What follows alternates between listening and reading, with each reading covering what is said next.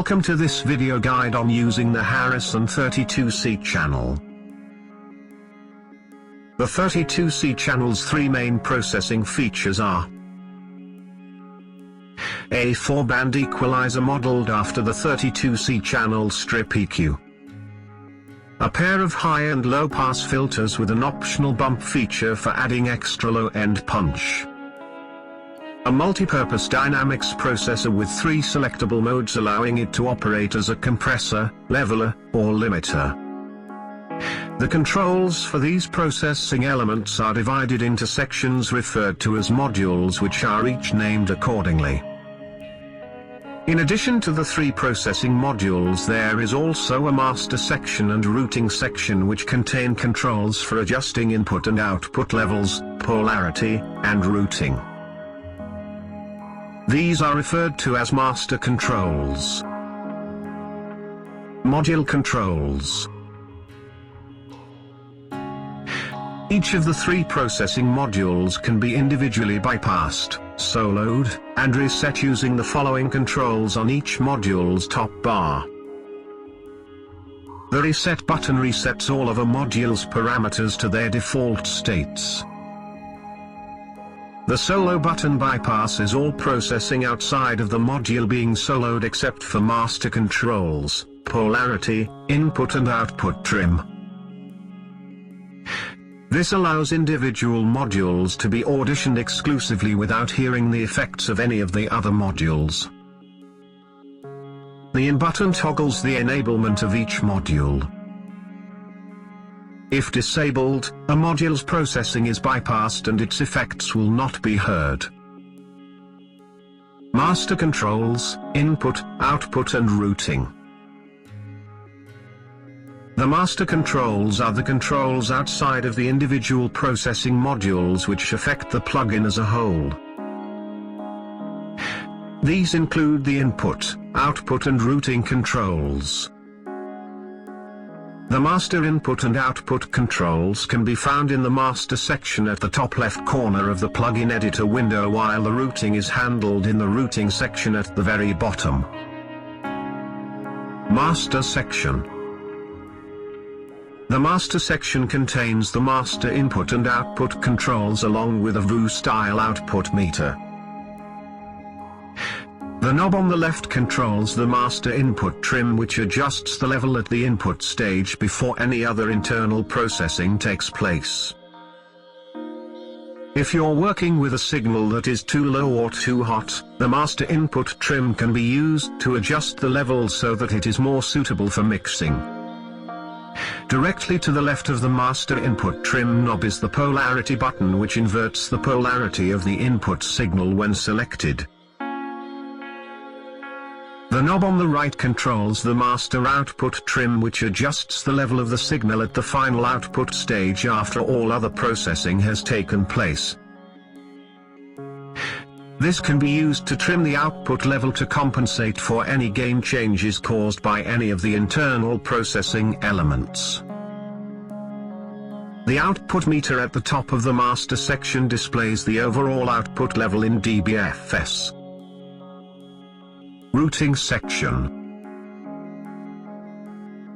The routing section at the bottom of the plugin window shows the order of signal flow between the elements from left to right. Each of the three processing elements are represented by a routing item which you can click and drag around to change the order of signal flow. Dragging a routing item to any of the arrows between positions will insert it at that position, shifting all other elements accordingly. If you drag one routing item over another routing item, it will swap the positions of the two items. Regardless of the routing order, the master input and output controls are always fixed at the input and output stages as shown by the input and output labels located at the beginning and end of the routing order. The ear icon buttons below the routing arrows indicate route to listen points. These buttons allow you to listen at specific positions along the signal chain by automatically bypassing all modules past the selected point in the routing order when clicked. When using root to listen simultaneously with module solo, it can be easy to get confused and lose track of what solos and listens are currently active.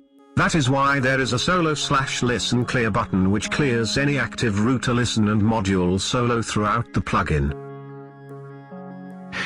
This button is located at the bottom right corner of the routing section and is marked with an ear icon with a diagonal line through it. The button will light up to indicate whenever a module solo or root to listen is active. 32C Equalizer. The 32C Equalizer is modeled after the Harrison 32 series console channel strip EQ. It has 4 bands, each with its own frequency and gain controls. The bands consist of a high band, low band, and 2 mid bands. In each band section, the knob on the left controls the frequency while the knob on the right controls the gain. You can also adjust these parameters by typing values directly into the corresponding value labels. By default, the high and low bands are shelf filters and the 2 mid bands are bell filters with a proportional Q. These filter shapes are displayed by the EQ curve icons in the middle of each section. The high and low bands can be switched to bell filters by toggling the corresponding bell buttons in either section. The curve icons will update to show the new filter shape when it is changed. Usage note. The proportional Q design was used in the original Harrison consoles to allow an engineer to use the EQ as either a subtle tone shaping tool or a steep filter problem solver with only 2 knobs. As the gain is progressively increased, or cut, the bandwidth becomes progressively narrower, the Q increases. A typical technique is to increase the gain to maximum, sweep the frequency to find an offending sound, and then turn the gain to minimum to notch out the unwanted frequencies. 32C filters. The 32C filter module contains a high-pass filter, HPF, and a low-pass filter, LPF, with variable corner frequencies. Adjust the corner frequencies using the corresponding knobs or by typing values directly into the associated value labels. The bump button adds a gain boost at the corner frequency of the HPF when toggled on. This allows you to add a low-end boost at the selected frequency while filtering out the frequencies below it.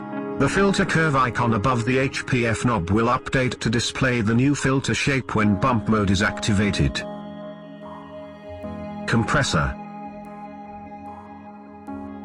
The compressor module is a multi-purpose dynamics processor with 3 modes of operation, allowing it to function as a compressor, leveler, or limiter.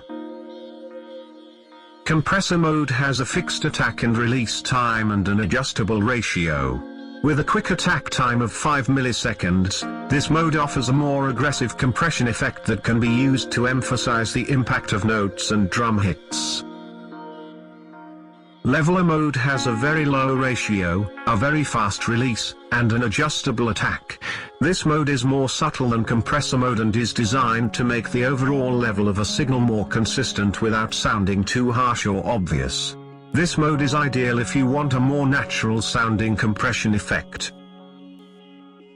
Limiter mode has a high ratio, a nearly instant attack, and an adjustable release. This mode is meant to prevent any part of a signal from exceeding the threshold, so it can be used to make sure the signal never goes above a set level. You can toggle between modes by selecting the corresponding buttons in the mode section. The mode determines which parameter is controlled by the knob above the mode section. In compressor mode it controls the ratio, in leveler mode it controls the attack, and in limiter mode it controls the release. The knob's label and value markers will update accordingly when the mode is changed. The input meter on the left displays the level of input signal to the compressor. This meter has a slider attached to it which controls the compressor threshold. Directly to the right of the input meter is the reduction meter which displays the level of gain reduction when the signal is compressed. The bottom right knob controls the makeup gain, which can be used to increase the level of the signal after it has been compressed to compensate for any gain loss. Additional features. At the top right corner of the plug-in window are the Momentary Bias and Settings buttons.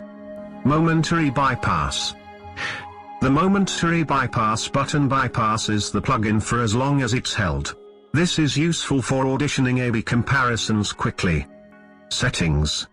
The Settings button reveals a pop-up menu where the window size and theme can be adjusted. It also contains a link to the plugin manual and version info at the bottom. We hope you have found this video guide helpful. We release new tutorials, guides, preset expansions and more daily. Subscribe for more info. Thanks for watching. Now make some awesome music.